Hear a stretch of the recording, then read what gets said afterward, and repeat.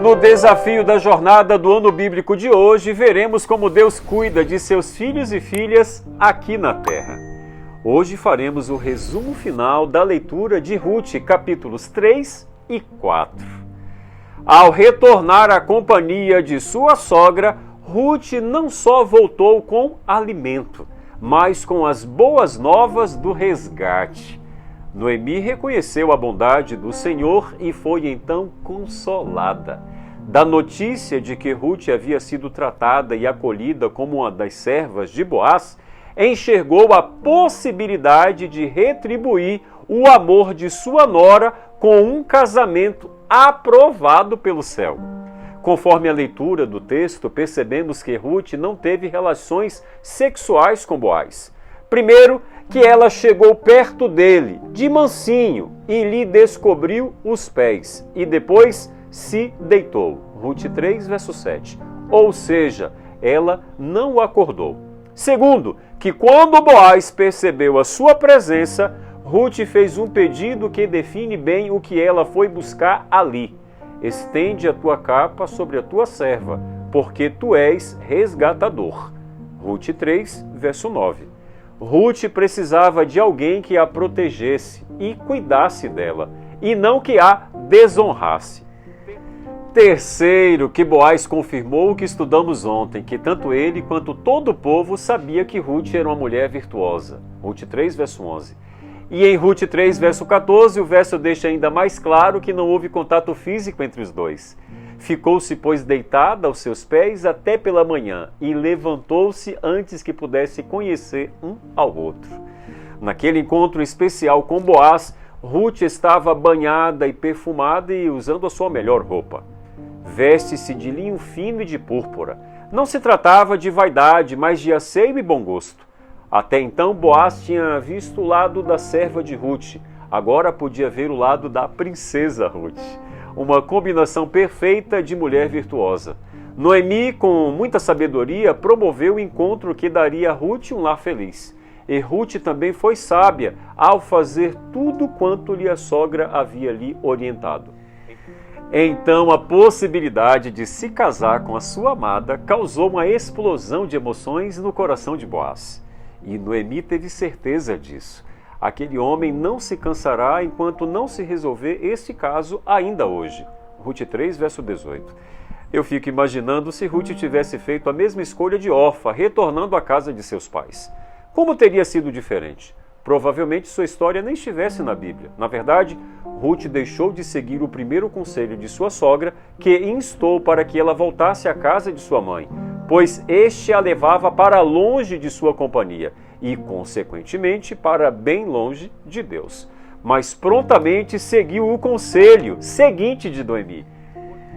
Ruth escolheu ser de Deus e, a partir dessa decisão, tudo o que é realizado não parte do nosso próprio ponto de vista, mas do Senhor, porque com os humildes está a sabedoria. Ruth foi, antes de tudo, humilde, e sua humildade precedeu a sabedoria. Ela sabia quando dar ouvidos, quando falar e quando se calar, porque a sabedoria do Senhor a acompanhava. E isto se tornou evidente e conhecido de todos. A vida de uma mulher de origem pagã, viúva, pobre e humilde, revelou a grandeza, a sabedoria, a fé e o amor. De uma história que tinha tudo para dar errado, a fantástica história de como a vida entregue a Deus pode se tornar a maior declaração de amor por Ele. Ruth abriu mão de viver conforme a sua vontade, para viver a vontade do Senhor. E Deus a livraria de um casamento infeliz. Havia outro resgatador antes de Boaz, que é chamado apenas de fulano. Ruth 4, verso 1. Contudo, não era plano de Deus que o fulano se casasse com Ruth, pois suas atitudes revelaram o seu caráter, descompromissado com o Senhor. Ele logo aceitou a terra de Noemi, mas recusou-se a arcar com as obrigações do levirato.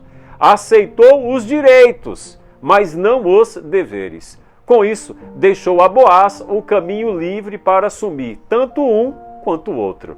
Disse, pois, o resgatador a Boaz: compra tu, e tirou os sapatos. Ruth 4, verso 8. Esse costume de tirar o sapato encontra-se registrado em Deuteronômio 25, versos 9 e 10. Se um resgatador não aceitasse assumir tal responsabilidade, este tiraria o calçado. Mas esta recusa era considerado tão desprezível que até cuspiu em sua face. Além do mais, sua casa seria reconhecida em Israel como a causa dos pés descalços. O fulano não quis assumir a sua obrigação. No entanto, havia um Boaz para assumi-la. Diante de testemunhas, Boaz comprou tudo o que pertencia a Noemi e tomou Rute por mulher. Do casamento nasceu Obed, avô do rei Davi, da linhagem do Messias. Que privilégio! Rute não precisou fazer muito, mas no pouco que fez, amou sem medidas. E foi esse amor que a levou a ser conhecida como melhor do que 7 filhos. Você tem ideia do valor desse elogio? Um filho homem era considerado naquela cultura a maior de todas as bênçãos. Ter um filho varão era como um tesouro de grande valor. Se tivesse dito que Rute valia mais do que um filho, já era um grande elogio. Imagine uma mulher de origem pagã ser considerada melhor do que 7 filhos. Isso nos prova que o verdadeiro amor supera qualquer grandeza aos olhos humanos. Que Deus havia escolhido Israel como a nação eleita, mas todos eram convidados a fazer parte da nação do Senhor. Lembremos que, antes de tudo, Rute tomou uma decisão. Suas palavras comoventes e firmes. Não me inste para que te abandones e deixe de te seguir, porque onde quer que tu fores, irei eu, onde quer que tu pousares, ali pousarei eu. O teu povo é o meu povo, o teu Deus é o meu Deus. Rute 1, verso 16. Testifica então do caráter íntegro de Rute e sua fidelidade para com Deus. Onde você se encaixa nessa história? Você tem sido uma Rute que coloca-se nas mãos do Senhor Deus Todo-Poderoso, que espera, que confia e que acredita que a vontade de Deus vai fazer parte da sua vida? Você é um Boaz que cumpre fielmente a parte que lhe é devida, que escolhe assumir tanto os direitos quanto os deveres de um verdadeiro cristão? Ou será que você tem sido apenas mais um fulano? Meu Deus do céu, misericórdia! Que prefere tirar o calçado do que pisar firme na decisão de seguir Deus, assumindo os direitos e deveres do seu compromisso com Deus Todo-Poderoso. O nosso mundo está repleto de fulanos que lotam igrejas em busca de bênçãos e não em busca do Senhor das bênçãos. Notem que Rute escolheu servir a Deus na adversidade. Ela não recebeu bênçãos para depois servi-lo.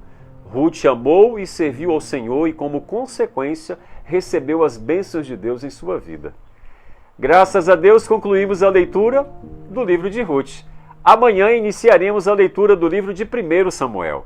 Que as bênçãos de Deus possam alcançar você nesse novo dia que está apenas começando. Que Deus te abençoe!